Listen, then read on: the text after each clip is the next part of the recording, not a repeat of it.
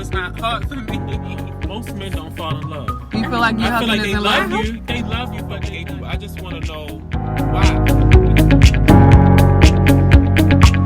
Addiction. The fact or condition of being addicted, dependent to a particular substance, thing, or activity. Addiction is defined as a chronic, relapsing brain disease that is characterized by compulsive drug seeking and use. Despite harmful consequences, it is considered a brain disease because drugs change the brain. They change how it's structured and how it works. These brain changes can be long-lasting and can lead to harmful behavior seen in people who abuse drugs. So the point of today is, I want to give a little eyesight on the process patients go through who are addicted, and once they get to rehab, I want to just give a little eyesight on that process. Also, I want to give a little eyesight on how are addiction counselors trained, what's required to be an addiction counselor, just a little eyesight. So today I'll be sitting down with Adam, and Adam is somebody who's been on both sides of the gate. He's been addicted, and he's not an addiction counselor. So, Adam, how long have you been sober? Going on 12 years now. And what is your experience being an addict? Like, when did it start? With who and what drugs? What started with me was I fell off a ladder and got introduced to pain management. Pain management introduced me to oxycodone. Oxycodone introduced me to heroin. Okay. So did you start? So you started doing drugs on your own at what age? I first experimented. Talk loud, Adam. I first experimented when I was younger with marijuana, like about the age of 17. Then I went to coke and Ready Rock at the age of 22, 23. And then that's when I got hurt and I got introduced to oxycodones. And a friend of mine said, you can suck the coating off and snort them. I says, no way. So I tried it and I loved it. And how long did you do those drugs for? It ended up being 5 years.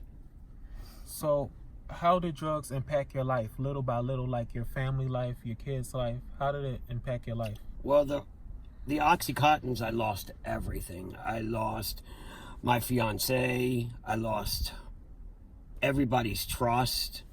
It was just terrible. No one really trusted me. My family didn't trust me. So did it affect your kids' life? My children's life, yes. And how? Because their father wasn't clean. And I wasn't able to really take care of them. Yeah, sober. Not clean. Clean's a dirty word. Right. Abstinent from drugs. Right. And so what event had to happen for you to realize that you had to stop? When was enough? When my fiance died in my arms 10 years ago, that was it for me. And that was 10 years ago? Yes. So what was the first step? And did rehab work for you the first time? Well, believe it or not, when I went to rehab, after laying there vomiting and throwing up for 14 days, I got out, I went back to my pain management and did it all over again. I think what the last part was staying away from the pain management and going to NA and getting myself with a sponsor. Okay. So how many relapses did you have before you stayed sober? 3. So you relapsed 3 times before you were on the right track. Yes. So now I hear that you are a peer addiction counselor. Yes. So what are the requirements of an addiction counselor, and then what are the requirements of a peer addiction counselor? An addiction counselor goes to school for many years and they get the education, like being a social worker. A peer counselor... But you're a peer counselor. It's a little bit different. I go to courses like the C-card training for a week. There's other different courses that I have to do. It's like 12 courses. I have to have a certain amount of credits. Then I have to do volunteer work for 500 hours. And then after that, I have to take a certified exam. And that's what you did? Yes. And so how long have you been an addiction counselor now? A peer addiction counselor? A peer addiction counselor, it's been 2 years now. And so, being a addiction counselor, what are some of the main drugs that you see people are abusing? Right now is heroin. And so, how does recovery work? How does rehab work? What's the breakdown? Well, it's not really rehab. I mean, it depends. Rehab is where you go away for 30 days and you're abstinent from them drugs within 30 days, and they educate you on being without it. And you go to classes, you meet other people, vice versa. There's also a program that people get on methadone, and that's also a substitution for the heroin, and it helps with the pain and different things of that nature. That's where I work. I work at Glenwood Life Counseling Center, where they provide methadone for people. Okay, so other than admitting, in your opinion, what is the first step to sobriety other than admitting that you have the problem? What's the first step? You have to be willing to accept that you have a problem, and accept and do it on your own, not do it for anybody else. You have to do it for yourself. And how long does it usually take for someone who's been abusing drugs for years and now that they want to get sober? How long does it normally take? It could take a matter of a week. It could take months. You have to be ready. A lot of people are so scared not to have that drug as their cushion. It's very scary. You know, you have people that say they can't do it. They can't do it. You know, like on methadone, people take 100 milligrams of methadone and they say, oh, that's not enough for me. It depends. You have to be ready to quit. And you said it's in the rehab programs, though. You said they go away for 30 days? 30 days to 45 days, depending on the program. Okay. And the best thing to do is when you go in patient, is when you come out in 30 days, you go into an assistant living with other people that are in recovery. Like that. Do not go right back home. If you go right back home to the same places, you will relapse. Okay, so now I want to talk to you about, because you are a recovering addict yourself, what do you say to those people what do you say to people who may have called you a crackhead, or what do you say to the people who are recovering and have people treated you different once you tell them that you're a recovering addict? Like, what do you say to the people who might call you names, or what do you say to those people who are recovering and people might call them names or look at them different? It's a stereotype, you know, people that don't want to get abstinent from drugs, that's their choice. Now, where I work, right up on top of the hill, they sell heroin. Exactly, right up on the top of the hill where I work. And they know that I'm in recovery, so they have enough respect not to ask me if I want anything. You have to want this.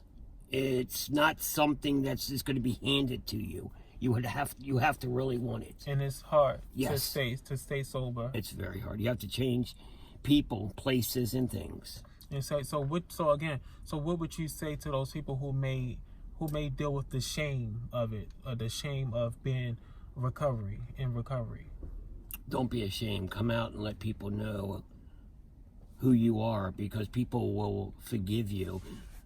You know, work the steps. You know, be yourself. Okay.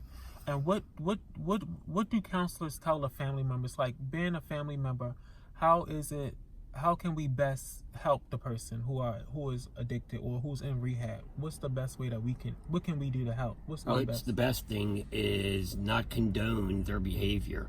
Stay strict with them. You know, if you know that they're messing up, don't feed into that. You're not helping them.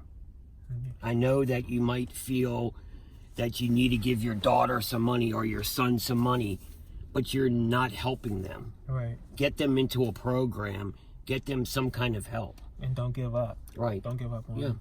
So what has been like, do you have any of your own personal stories where, like, people that you have personally helped and that, you know, if you weren't there, they wouldn't have been able to get sober? Do you have, like, your own great success stories? There's tons of stories that I can give you. The main story that I'll give you, there was a guy, me and my grandson were Pokemon hunting. This was about 3 years ago. this guy lost control and hit a pole, and he had his 2 children in the car. My first reaction is to run over, got the children out of the car and placed them in my car. Matter of fact, my daughter was there too.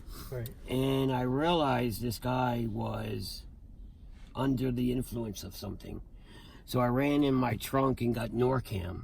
Okay. And I gave him 2 doses of Narcan. What's Narcan? Narcan brings people back from an overdose of a fentanyl. Okay. I wouldn't say anything, like a drug. Heroin, fentanyl, things to that nature. So I noticed the signs that he was under this.